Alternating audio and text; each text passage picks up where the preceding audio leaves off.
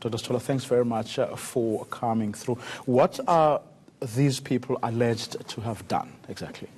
As you would recall that this board has been embarking on a series of investigations. Let me say has been responding to a series of reports around maladministration, irregular expenditure, unlawful awarding of contracts emanating from various reports, which include the Public Protector's Report, the Auditor General, National Treasury, and Internal Audit Report.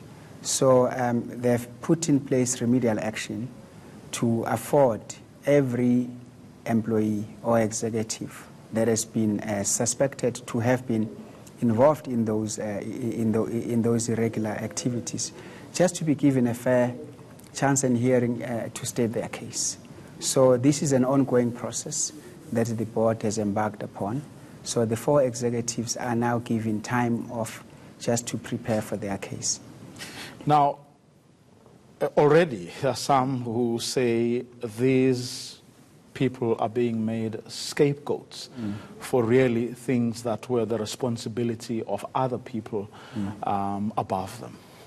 Well, I don't have the detail, because obviously these matters are a matter between the employer and the employee, and they are kept between the employee that is charged to answer to those questions. So if you ask me now whether have I seen the charges pertaining to each of the 4 executives, I have not seen any of the charges except of what I have read that the board is trying to do to make sure that they instill strict governance protocols within the organization, and whether the said executives are guilty of the charges, that is a matter now of process that will emanate from a fair hearing. And I think the statement that the board has made is that it's based on a principle of innocent until proven guilty.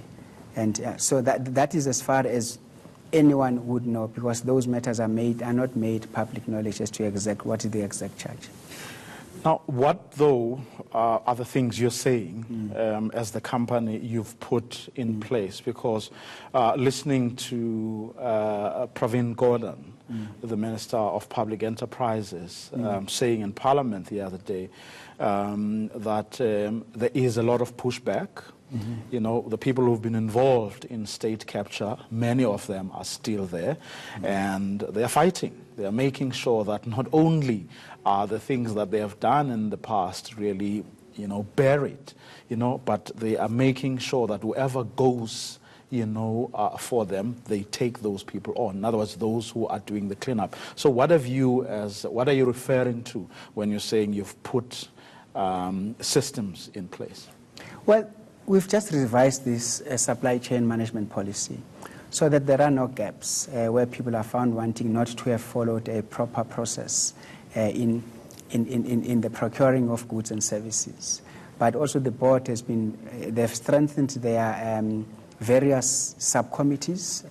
We haven't had a permanent board until 18th of April when this board was appointed. And I think the last 3 to 4 boards were besides the Popom Lefe board. After that, the boards were not cooperating.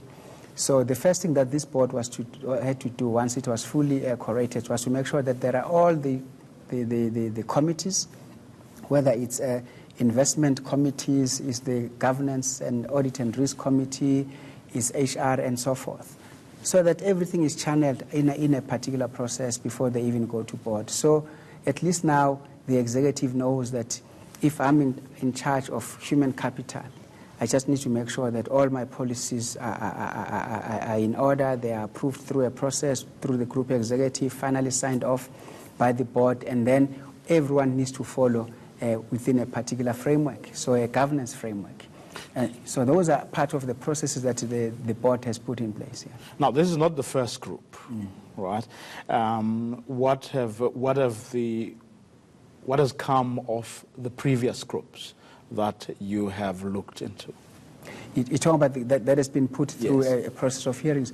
No, it's been quite a number of disciplinary hearings at Prasa, and there's only one that has finally had its outcome, which is the one, the executive now, that has been put on suspension because that outcome was not in his favor. So he has been put on suspension pending the actual sanction arising out of that. The rest of the executive are still going through that process, including the other two that are part of the three. They've been going through a disciplinary process. I think what has complicated their case is because there was a court ruling last week, Friday, about the Siangena matter, where Prasa was found to have implicated some of those executives. So the board has then said, you need to take some time off to prepare for the cases because your names appear in the court papers around the Siangena.